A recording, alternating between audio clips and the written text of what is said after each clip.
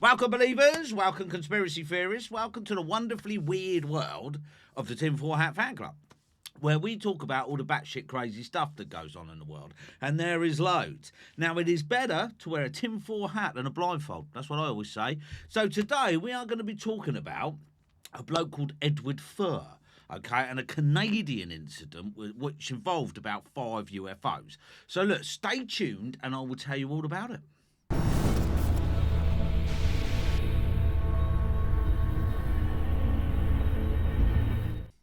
Thanks, believers. Thanks for sticking around. Okay, the Lungenberg sighting and the encounter of Edwin Fuhr. Okay, now you might be forgiven for not knowing about a multiple UFO landing encounter that occurred in the late summer of 1974 in Canada. Now, even though the incident is considered one of the most credible and well-known incidents to come out of the North American continent, although there was only one sole witness on the morning in question, there was substantial evidence that something very strange had occurred, including clear impressions in the field where the encounter unfolded. So we call that close encounters of the second kind, where there is evidence that something was a bit weird. Okay, now, the case remains a complete mystery today, half a century after it occurred, and has been the subject of multiple investigations by various UFO investigators and researchers over the year. What's more, this region of Canada, much like Canada as a whole, is no stranger to bizarre UFO encounters. Now, interestingly, right, the main witness has not once changed his story regarding the events of that morning, even though he has been asked to repeat them many, many times over several decades. Indeed, as we shall see, the witness and the encounter itself are still regarded as one of the most credible close proximity sightings ever reported. Now, okay, a normal Monday morning, shall we say, right? A normal morning that quickly turned strange. Now, the morning of September the 1st, 1974, started as normal as any other for 36-year-old Edwin Fuhr. After eating breakfast with his father around 7 a.m, he headed out to one of the fields of his farm just outside of Lungenberg, Canada, to swathe them, okay? He recalls that on that particular morning, he was at the east end of the field, and by 10:30 a.m, he was still performing those duties when his morning, and indeed his life, will be changed forever. Okay? Now, as he was driving his swaver down the middle of the field, he noticed several dome-shaped objects a short distance ahead of him. Now, he immediately thought the objects were duck blinds that hunters would use to hunt ducks and geese. And from that, someone attempted to make him the butt of a joke or a prank. So he thought he was being wound up. Okay, now, because of this, Fuhr felt no sense of fear or trepidation and continued driving towards the objects. As he got closer, though, he could see that those domes appeared to be moving, almost rotating. And what's more, they appeared to be hovering a short distance above the ground. Okay, so he's now starting to realise that these aren't those duck things. Okay, now, at this point, he brought the swaver to a stop and climbed out of the cabin. He was now around 15 feet away from the objects, which he could now see were much more saucer or dish-like. They were approximately a foot above the ground and were spinning in a counterclockwise direction at a considerable pace.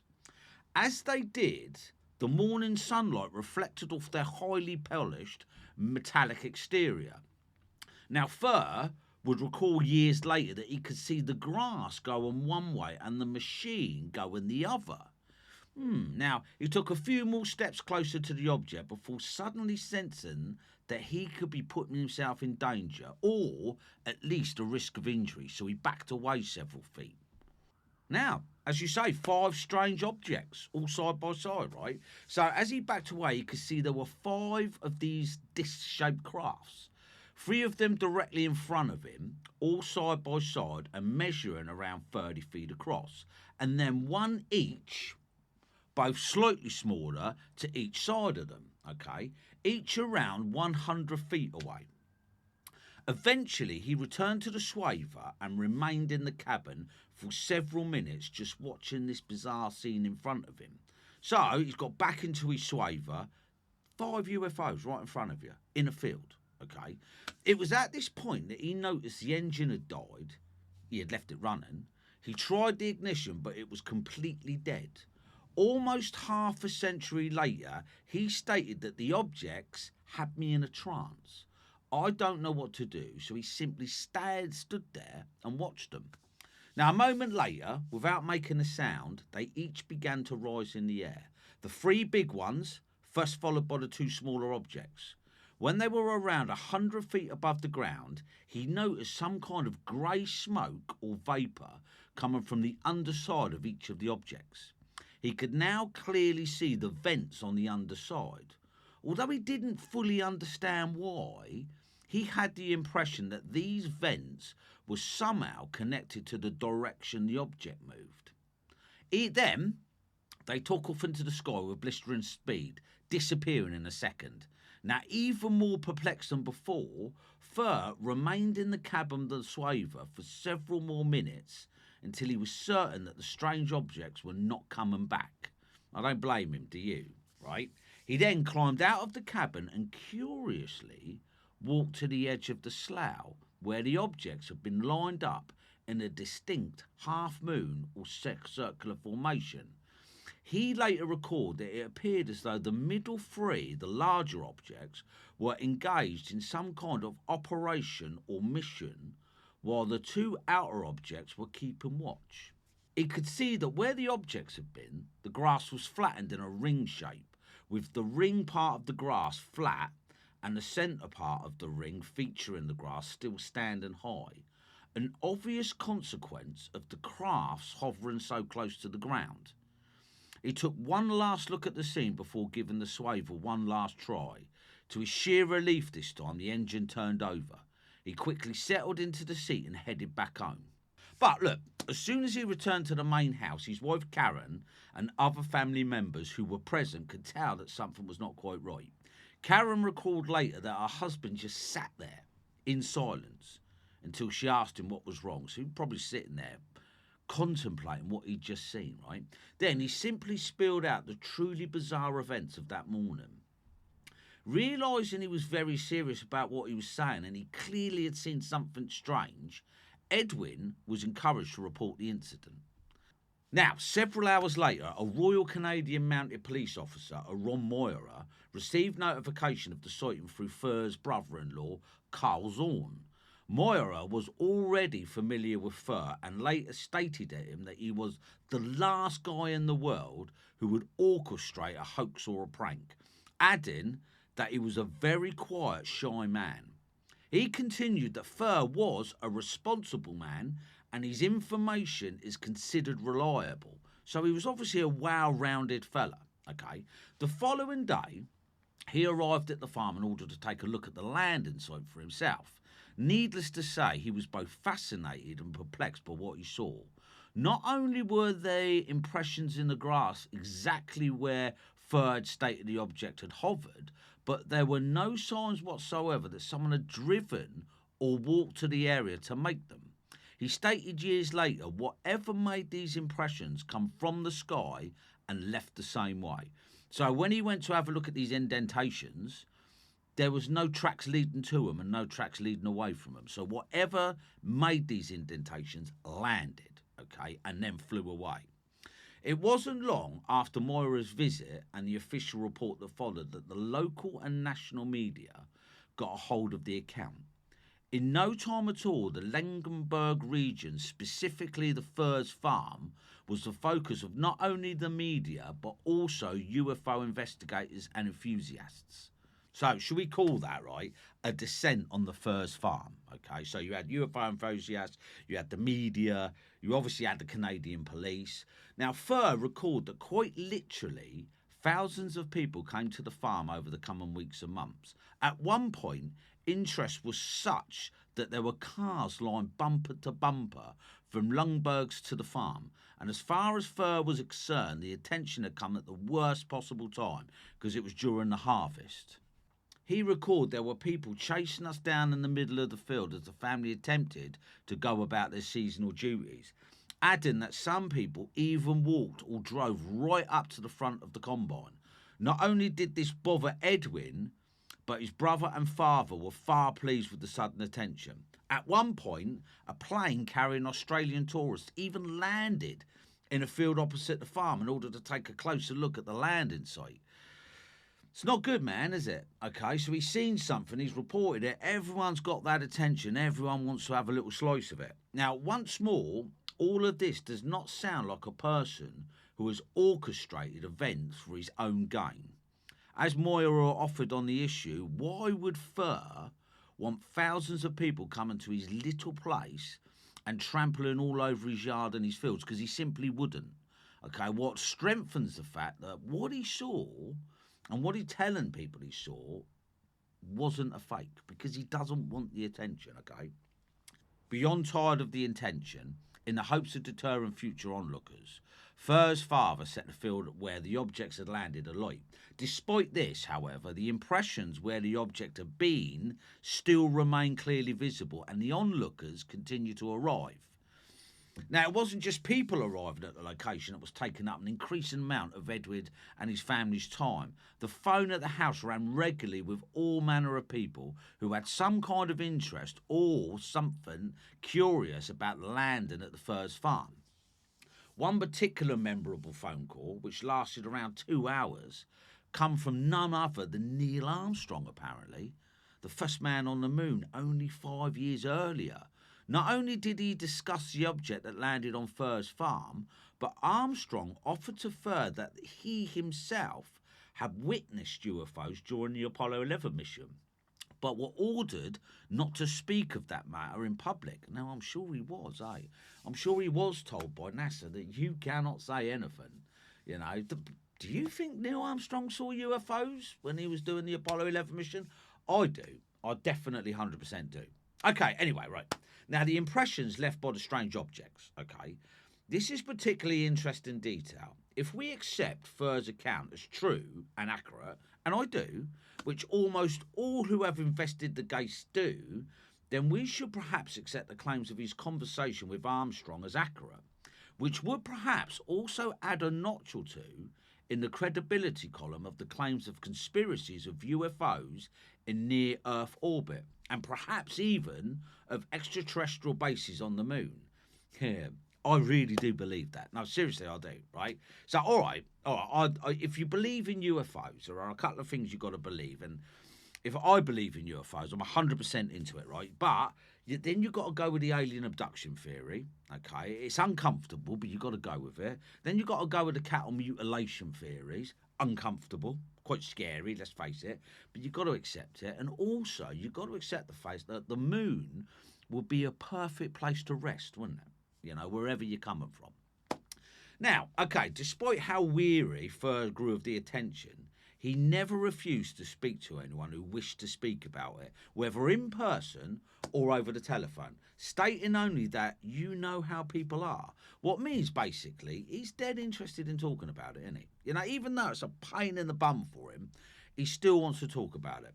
Now, years later, during a television interview, Fuhr described further details of the object he had gotten close to. He claimed that the three larger objects all appeared to have a lip or bumper around the bottom that went all the way round, almost like a tyre, but metal. Of further interest, this bumper was a dull grey colour as opposed to a shiny silver like the dome section. Now, Fuhr theorised that this was due to the part of the machine becoming extremely hot, as when metal reaches such hot temperatures, it turns grey.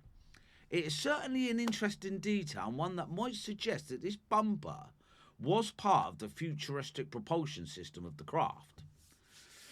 It's a theory, isn't it? It's a theory. Now, he further recalled that on the upper section, which he liked to stainless steel or brushed aluminium, there were rivets. And as the object turned, he could sometimes see the bumps of these rivets. More, however, the craft itself appeared to split into at least two sections, a top and a bottom. We might imagine, especially given the details of the bottom section seemingly having been extremely hot, that the bottom section was the propulsion and the top half was the cockpit. Okay, well, why not? But it's unusual, isn't it, with UFO encounters that you actually do see rivets. You know, normally they're seamless. Now, another intriguing detail was on the underside of each craft. Fuhr could see 4 pipes, each of which was huge, and on the outer side, okay? Fuhr suggested that it were these pipes that made the impression on the ground. We might also consider that the grey vapour that appeared just before the objects launched into the air also came from these large pipes, which once more would suggest that the bottom of the object, the bottom of the UFO, was the propulsion system. Okay, and those pipes sound like an exhaust, don't they? You know, an extraterrestrial exhaust, let's say. Now, whether it is of importance or not, Fuhr further recalled that the 3 main objects were extremely close together. So close, in fact, that he suspected if he had walked right up to them, he wouldn't have been able to place his hands between them. Now, does this suggest some kind of transfer taken place between the objects? Or was it merely a coincidence that they had landed so close together without colliding? Now, it also came to light during the days following the encounter that the landing site had increased in levels of radiation. Of course, this is a detail that shows up many times during UFO landings and sightings, and only adds a further level of credibility to Fuhr's version of events. Now, even stranger, when one investigative team arrived at the landing site to have a look, they had with them several German Shepherd dogs. Fuhr recalled that none of the animals would go anywhere near the circular impressions. When he investigated what would happen if he attempted to lead some of his cattle towards the same impression, the result was very much the same. So we all know that animals have a lot better sense of what's going on than humans, don't they? They even have, like, should we say, a 5th sense. You know, they know when bad weather's coming, they know when there's going to be a hurricane, stuff like that. So maybe they sense something. Now, of even further interest around one of the objects, the one to the left of the middle, the larger craft, were several triangular marks, as if something had opened and physically touched the ground, such as a door or ramp. Fuhr recalled that the object in question had temporarily stopped spinning and the tripod-like device extended from the craft to the ground. Now, interestingly or not, the tripod impression was found to be facing in the exact same direction of the Fuhr's family home, leading some researchers to suggest that this may have been some kind of surveillance of the house by the occupants of the craft. What's a little bit scary, isn't it? Okay. Now, as well as details of the craft themselves, Fuhr also offered further how the encounter made him feel. He stated that so many thoughts began swirling around your mind, which is trying to get this thing unravelled, but the sheer surreal nature of the event leaves it unable to do so. So you're thinking to yourself, what's going on, man? You know, but your brain just can't comprehend the details. He is also quite candid when he states that he was scared stiff. You would be. Adding that there were 5 of them and only 1 of me. In an attempt to demonstrate just how scared he was, he stated that if someone had clapped their hands, I would have likely dropped dead right there. I was that scared. Now, it is perhaps also interesting how Fuhr describes instinct, telling him to back away from the object when he was contemplating getting closer to them. Now, was this pure instinct, or was it perhaps the intelligence inside the object somehow communicating telepathically, perhaps to the subconscious part of his brain? Do not come any closer, essentially influencing his decision making. And might this have been done to protect the occupant of the object or to protect Fuhr himself? With this in mind, it is interesting to note that Fuhr himself said that he simply had something in the back of his mind telling him to keep his distance. Now, we all know, don't we, when people have UFO encounters, there is a form of telepathy being involved, isn't there? You know, so anyway, a little more concerning, Fuhr recalled that his bones and joint ached for several weeks following the sighting, elaborating that he would often feel something akin to an electric shock running through his joints at random times. Perhaps this was a consequence of the increased radiation, or perhaps it was due to some other technology. Fuhr also learned later that the cattle of a neighbouring farm had become suddenly spooked around the same time as the encounter, so much so that they broke through the fence of the field and ran bellowing anxiously. This animal reaction, while it might sound trivial, is important as it adds further evidence that there's something truly strange was in that area that September morning. Okay, so obviously the UFO spooked the cattle. Ultimately, Fuhr described the whole encounter as mind-boggling, really mind-boggling. Well, you would, wouldn't you? Let's face it. Now, as we might imagine, as credible as the account and Fuhr himself appeared, there are many who question just what was seen that day. However, we should consider that this is not a case of a lone witness shouting from the rooftops of a bizarre encounter. There was definite proof left behind in the form of the ring impressions in the grass.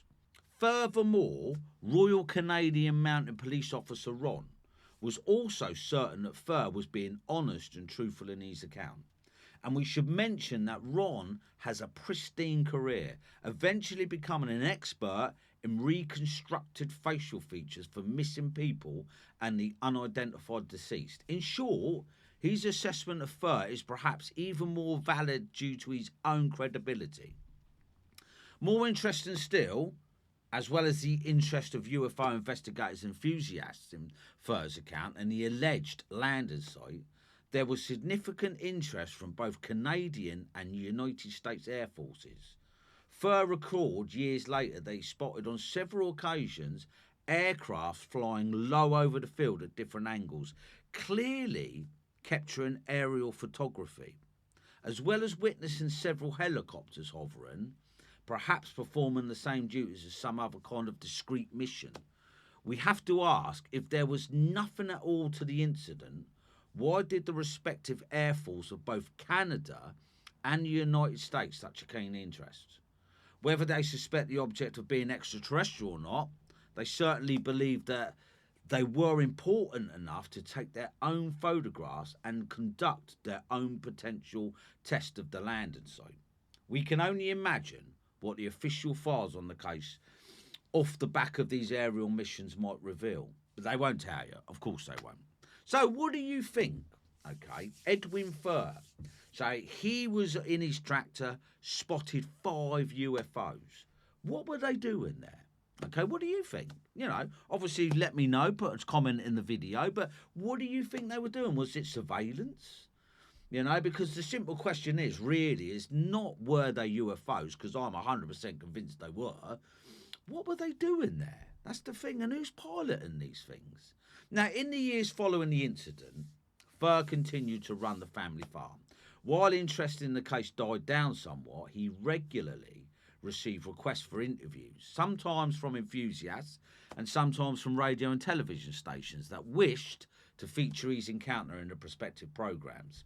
It should be noted, though, despite his happiness to speak of the strange event half a century ago, he has not gained monetary from the event, with only payment for his story being a complimentary breakfast from CTV when visiting the studio for an interview. And that is really important.